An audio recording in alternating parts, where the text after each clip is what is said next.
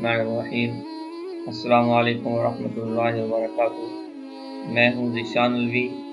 آج میں آپ کے سامنے اس ویڈیو میں شب قدر کے حوالے سے بتاؤں گا کہ شب قدر لیلۃ القدر کیا ہے۔ رمضان المبارک کی راتوں میں سے ایک رات شب قدر کہلاتی ہے، جو بہت ہی برکت اور خیر کی رات ہے۔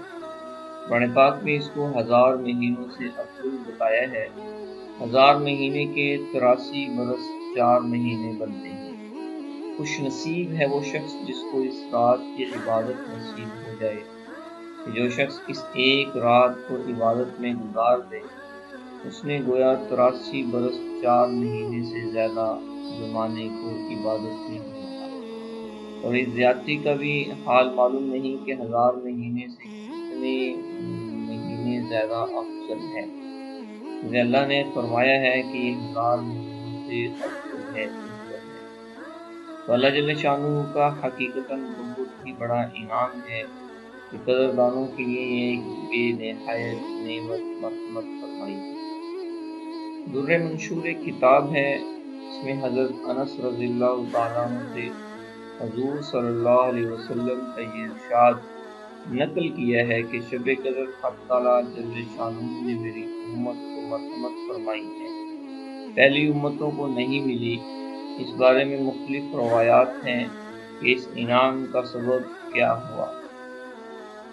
نبی کریم صلی اللہ علیہ وسلم نے پہلی امتوں کی عمروں کو دیکھا کہ بہت چھوٹی ہیں، اور آپ کی امت کی عمریں بہت بڑی ہیں۔ اگر وہ نیک اعمال میں ان کی برابری بھی کرنا چاہیں تو ناممکن۔ اس سے اللہ کے لاڈلے نبی صلی اللہ علیہ وسلم کو رنج ہوا۔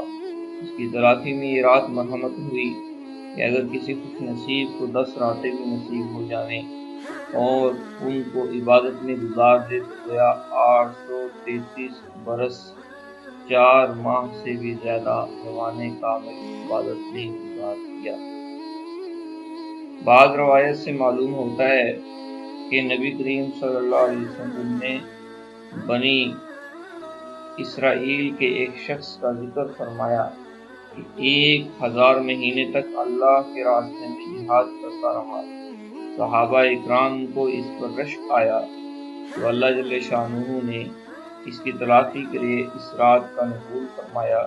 ایک روایت میں ہے کہ نبی کریم صلی اللہ علیہ وسلم نے بنی اسرائیل کے 4 حضرات کا ذکر فرمایا، حضرت ایوب علیہ السلام، حضرت زکریہ علیہ السلام، حضرت حزقیل علیہ السلام، حضرت یوشع علیہ السلام کہ 80 برس تک اللہ کی عبادت میں مشغول رہے اور پل جھپکنے کے برابر بھی اللہ کی نافرمانی نہیں کی۔ اس پر صحابہ اکرام رضوان اللہ تعالی علیہم اجمعین کو حیرت ہوئی تو حضرت جبرائیل علیہ السلام حاضر خدمت ہوئے اور سورۃ القدر نازل فرمائی۔